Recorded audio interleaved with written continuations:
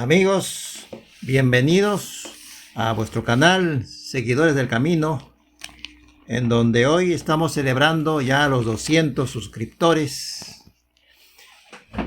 lo cual nos da mucho gusto por el interés de varios amigos y hermanos de estar atento a lo que la palabra nos está transmitiendo en los días presentes. E invitamos a aquellos que aún no lo han hecho a suscribirse para que juntos podamos participar en los próximos mensajes que estaremos transmitiendo acerca de esa conexión milenaria de la palabra con los días actuales. Hoy continuamos con lo referido al jinete del caballo pálido en su segunda parte, y habrá una tercera.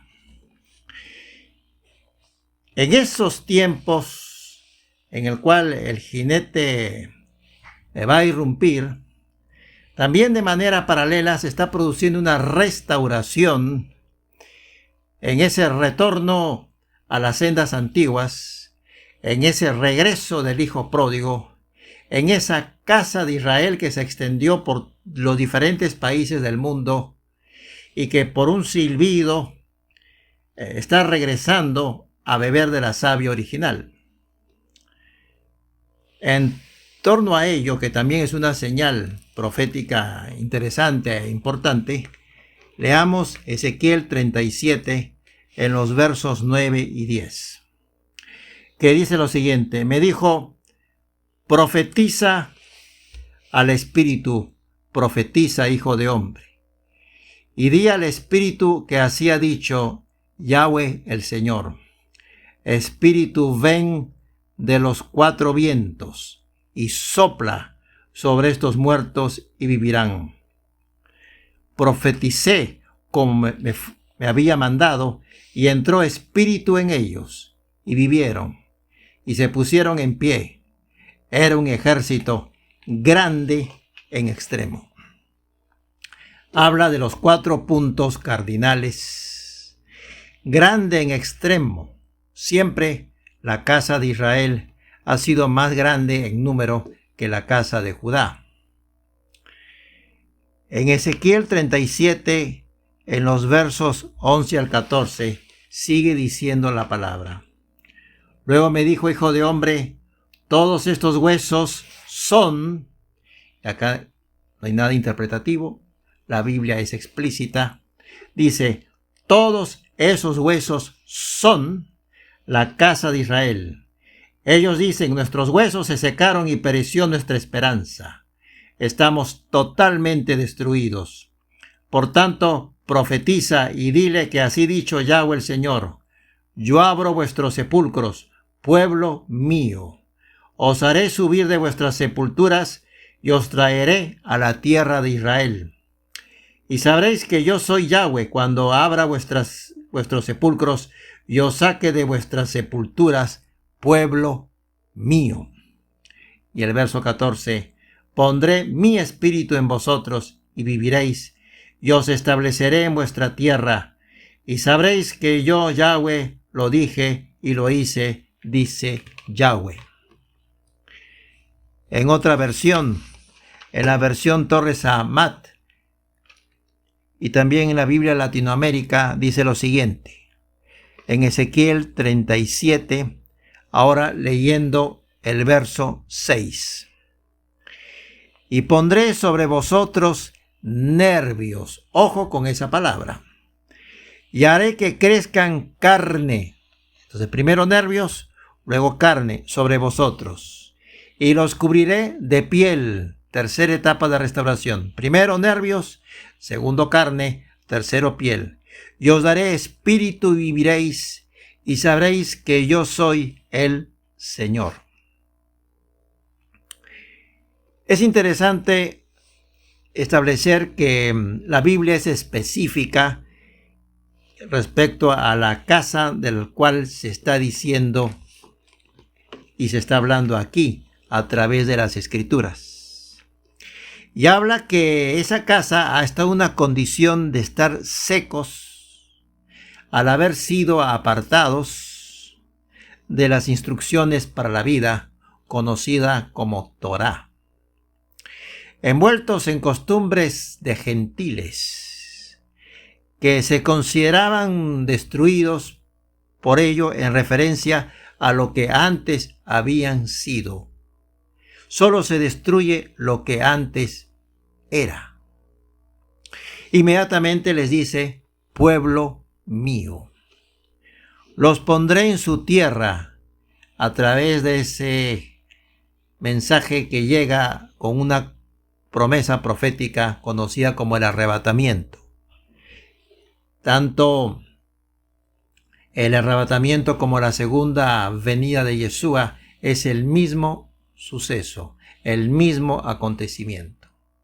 El arrebatamiento es cuando el pueblo de las naciones sale al encuentro de Yeshua, porque eso tiene un trasfondo oriental. Cuando llegaba un rey a la ciudad, la gente salía a recibirlo para acompañar a la entrada con el rey que llegaba de visita. Nosotros saldremos a ese encuentro de Yeshua para luego ir a Israel. Esa es la sentencia e idea que está ahí transcurriendo con respecto al arrebatamiento o rapto, que es el recibir al rey que llega para irnos con él. No se trata de dos sucesos diferentes. Se trata del desmenuzamiento del acontecimiento para entenderlo en sus detalles. Los pondré, dice, en su tierra, y señala en el versículo 14, lo dije y lo hice, dice Yahweh. Eran huesos en un valle, secados por el sol, símbolo de la religión pagana, secos por dicho sol o influencia religiosa, hasta el punto de haber traído sequedad a sus días, una sequedad espiritual. Frente a ello, el Padre está dispuesto a efectuar la restauración, así como el Mesías que dijo, he venido a buscar a las ovejas perdidas de la casa de Israel. Entonces, en ese proceso que vimos de restauración, en Ezequiel 37, dice, pondré sobre vosotros nervios. Los nervios son como cordones filamentosos que partiendo desde la cabeza se ramifican por todo el cuerpo para que tenga sensibilidad. Nos genera esa sensibilidad espiritual para entender. ¿Qué nos dice la palabra sobre las filacterias? ¿A qué nos hace recordar los nervios? A los hilillos o cordones que salían de la capa del talit. La Torá que vino a nuestro corazón desde la cabeza en Shabbat como llamas de fuego y que nos trajo sensibilidad al colocarnos un corazón de carne. Leamos en Números capítulo 15 en el los versos 37 al 41. Dice la palabra, Yahweh habló a Moisés y le dijo, habla a los hijos de Israel y diles que se hagan unos flecos en los bordes de sus vestidos por sus generaciones, y pongan en cada fleco de los bordes un cordón de azul. Llevaréis esos flecos para que cuando lo veáis os acordáis de todos los mandamientos de Yahweh. Así los pondréis por obra, y no seguiréis los apetitos de vuestro corazón y de vuestros ojos, que han hecho que os prostituyáis. Así os acordaréis y cumpliréis todos mis mandamientos, para que seáis santos ante vuestro Dios. Yo soy Yahweh, vuestro Dios, que os sacó de la tierra de Egipto para ser vuestro Dios. Yo Yahweh, vuestro Dios. Los nervios son en su aspecto como los cordones del talit, que se conoce como los tzitzit, y en plural los titzot. Aquí puedo mostrar un titzitz. Y que si ustedes ven su forma, son como los nudos presentes en los nervios del cuerpo humano. Por ello, a través de esta simbología que declara aquí en números, podamos acordarnos acerca de la Torá y de lo que significa los preceptos y los mandamientos al cual nosotros debemos vivir para tener auténtica libertad, porque mientras más uno obedece a Adonai, más uno libre es. Entonces, tiene literalmente forma de cordón, como hemos visto, y es un paralelo a lo que son los nervios. ¿Y qué son los nervios? Son esas fibras nerviosas, esas fibras, esos nudos, y que nos trae a la memoria cuando vemos el cordón de un talit que acabo de señalar. Entonces, en esta restauración, primero es los nervios. ¿Y qué es los nervios? Representan la Torá, para tener sensibilidad en la fibra más íntima, espiritualmente hablando, y poder entender. Es las instrucciones para la vida. Y luego viene otro proceso. Vamos a encontrar en 1 Corintios capítulo 3 en el verso 2. Recuerden que hablábamos de nervios y pondré sobre vosotros nervios. Y luego dice en la palabra en Ezequiel 37:6, y haré que crezcan carne sobre vosotros. Profundicemos acerca de esa carne que debe crecer, que habla de madurez. ¿Dónde lo encontramos? En 1 Corintios capítulo 3, en el verso 2. Fíjese lo que dice y que se desprende. Dice, os di a beber leche, no alimento sólido. La carne es como un alimento sólido, porque aún no erais capaces, ni sois capaces todavía. Una cosa es crecer la carne en nosotros, y otra cosa es aquí comer un alimento espiritual, comer ya carne, no solamente beber leche, algo sólido, que habla de una madurez para que estemos en condiciones de ir creciendo en torno a ello y alimentarnos sólidamente. Viene el consejo apostólico que debemos ya comerlo sólido y no estar bebiendo leche como niños o bebés. Es crecimiento. ¿Qué significa alimento sólido? Significa crecimiento, entendimiento. Seremos fortalecidos y adiestrados en los secretos del Eterno. Podremos escudriñar. Y en Hebreos 5:13 vamos a encontrar lo siguiente. Se nos dice la palabra, y todo aquel que participa de la leche es inexperto en la palabra de justicia, porque es niño. Si nos quedamos con leche, simplemente somos inexpertos. No estamos en capacidad de ir a una mayor profundidad. Habla de inmadurez. Y en el verso 14 de Hebreos 5 dice, el alimento sólido, como la carne por ejemplo, es para los que han alcanzado madurez, para los que por el uso tienen los sentidos ejercitados en el discernimiento del bien y del mal. Entonces, ahí está la segunda parte de crecer y ser capaces de alimento sólido como la carne para poder ir alcanzando la madurez que precisamos. Y luego se nos dice, y los cubriré de piel. Vamos a entrar en profundidad acerca de lo que la piel implica. Cubrir con piel habla de lo terminado, del testimonio, habla de una cobertura. Fíjense lo que encontramos en Génesis capítulo 3, en el verso 21. Dice la palabra, Yahweh Dios hizo para el hombre y su mujer túnicas de pieles, y los vistió. Hay una restauración al amparo de su misericordia. Y que así como Adán y Eva fueron cubiertos con pieles, es el vestir del Eterno hacia nosotros. Él nos viste, no nosotros. Nos reconoce y atiende nuestra dependencia con respecto a Él. La palabra, vamos a escudriñar, hablando de madurez, al cual se nos convoca. La palabra piel en hebreo es or.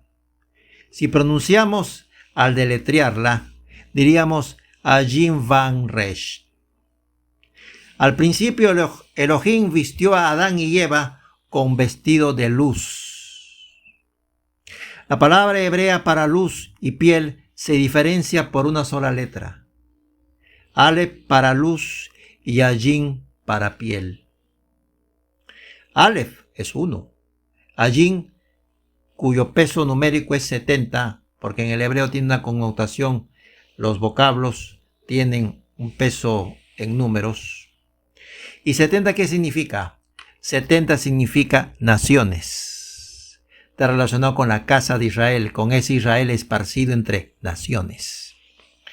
¿Qué pasó o qué pasa si restamos 70 menos 1? Es decir, menos Aleph, nos da 69. Número que es representado por las letras Samesh y Tet. Y vamos a entrar a lo que es el palio hebreo y los pictogramas y el peso numérico que reside en esas letras para poder entender el mensaje. Fíjese, piel en hebreo está formado, como les decía, por Ajim, el primer vocablo, derecha e izquierda, Ajim, Vav y Resh. Ajim, ¿qué significa? O es representado por un ojo, significa ojo, visión, ver. El peso numérico de Ajim es 70.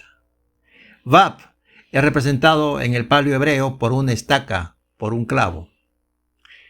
¿Cuál es la connotación? Unificación, conexión. Peso numérico detrás de esa letra es 6. Y luego Resh, simbolizado por una cabeza o persona con un peso de 200. Si yo sumo 200 más 6 más 70, me da 276. Y considerando los conceptos antes anunciados para piel en hebreo, ¿y por qué se usaba la simbología? Es bueno hacer la tingencia. La simbología era resultado de una sociedad de corte agropecuario. Por eso que los símbolos tienen que ver con el campo. Y transmitían ideas. Y detrás de los vocablos habían números que las representaban a esos vocablos, a esas palabras. Y es importante entenderlo para considerar lo que entraña como mensaje. Entonces, de derecha a izquierda, en base a los conceptos que hemos hablado para Jim, Va y Resh, diría lo siguiente: por andar por vista, ello será como una estaca sobre ti. Eso es piel en hebreo, andar por vista y no andar por emuná o fe. ¿Qué cosa es la emuná? Es certeza, es fidelidad, es obediencia, es confianza. Como decía Yeshua, cuando regrese a la tierra encontraré certeza, encontraré fidelidad, encontraré confianza hacia mí. Y luego, ¿cómo es luz en hebreo? Que se diferencia por una sola letra, que al de derecha a izquierda no se emplea yin, sino se emplea aleph, que es representada por la cabeza de un buey, que implica autoridad, liderazgo, cuyo valor es 1, el número 1. Y luego sigue Vav y Resh. Ya sabemos nosotros que Vav es 6 y Resh tiene el número 200 como valor. Si nosotros hacemos la sumatoria, 200 más 6 más 1 nos da 207. Por un lado, lo que es piel en hebreo suma 276 y luz en hebreo suma 207. Uniendo los conceptos, porque Aleph representa a Elohim, que es la prioridad en nuestra vida, diría lo siguiente detrás de estas letras. Elohim será contigo como autoridad sobre tu cabeza. Yeshua, cabeza del hombre, como dice la palabra. Y si nosotros procediéramos a hacer una resta, 276 de piel menos 207 de luz, nos da un valor de 69 en hebreo. ¿Y cómo se escribe 69 en hebreo? ¿Y cuál es el mensaje detrás de esos vocablos? Se emplea para escribir 69 los vocablos o las letras Samej y Tet. Samej, ¿qué cosa es? Es soporte, apoyo, mano de persona, proteger, apuntalar. ¿Y qué valor tiene esta letra? De 60. Y Tet, ¿cuál es el mensaje o el trasfondo que hay detrás de Tet? Gestación, renovación. Por eso que es 9, habla de gestación. Tiene un valor de 9. Tet. Viene de la palabra tit. ¿Y qué cosa es tit? Llevamos uniendo. ¿Qué significa? Barro. El hombre fue hecho del barro. Habla de cambio de piel, algo que se corta con lo que era antes, un traje de luz que se pierde. Entonces, eso es lo que nos da Samej y Tet para conformar el número 69.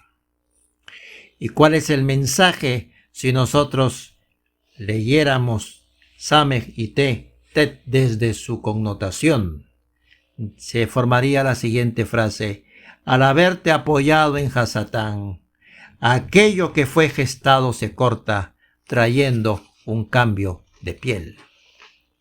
Entonces, el mensaje es que por haber decidido apoyarse ahí en el huerto del Edén, en una serpiente, Adán y Eva pierden su traje de luz y se dan cuenta que está desnudo y tuvieron que ser vestidos por misericordia con un traje de piel.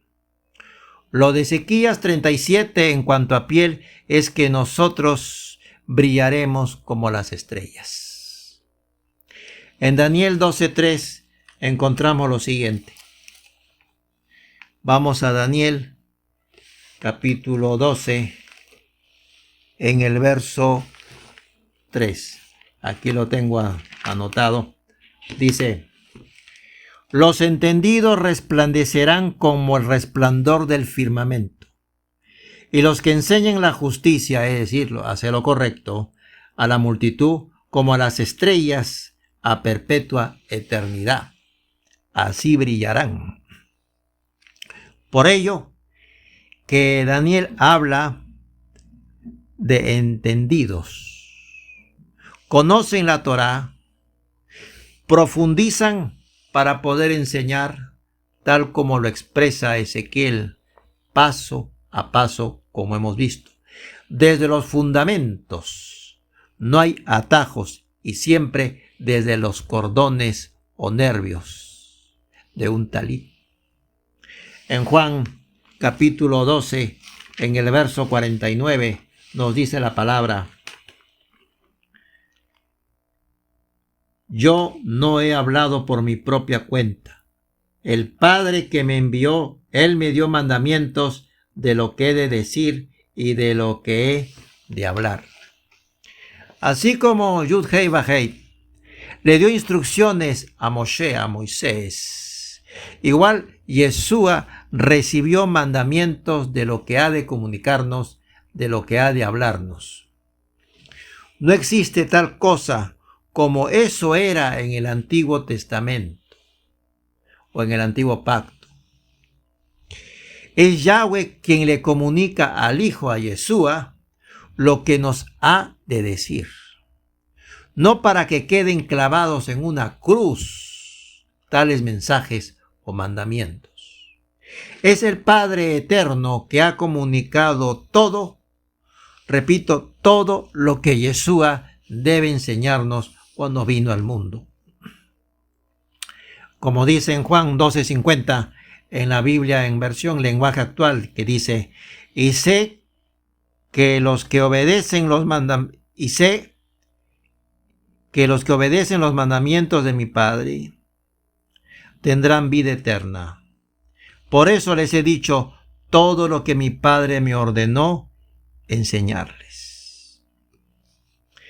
Salvos por gracia, debemos vivir en santidad con la ayuda del Ruach HaKodesh. Y en Éxodo capítulo 7, en el verso 4, ¿qué encontramos? Fíjese cómo el Padre se expresa respecto a su pueblo. Dice lo siguiente. Éxodo 7:4. El faraón no os oirá, pero yo pondré mi mano sobre Egipto y sacaré a mis ejércitos. Así le dice a su pueblo, llamando las cosas que no son todavía como lo que son. Y sacaré, dice tú, en el verso 4, el faraón no nos oirá, pero yo pondré mi mano sobre Egipto y sacaré a mis ejércitos, a mi pueblo, los hijos de Israel, de la tierra de Egipto, con grandes juicios. Y eso es lo mismo que va a ocurrir en el arrebatamiento después, cuando el Padre intervenga y aplique su poder, sus juicios sobre un mundo que le fue infiel y que vivió a expensas de él. Yahweh le dice a su pueblo que eran esclavos mis ejércitos. Igual que en el tiempo de Moisés, seremos arrebatados en medio de grandes juicios, cuando el mundo se tambalee ante la fuerza de los mismos. Hoy es el tiempo profético. Nos encontramos entre el caballo rojo y el caballo negro. Sigamos preparándonos, pues como los dolores de parto, todo se va a acentuar de acuerdo a lo que está escrito. Shalom, Ubrajot, muchas bendiciones para todos ustedes y familias, y un abrazo en Yeshua de Nazaret para cada uno de ustedes. Los esperamos, si Yahweh así lo permite, en el próximo Shabbat, desde vuestro canal Seguidores del Camino. Bienvenidos y los esperamos.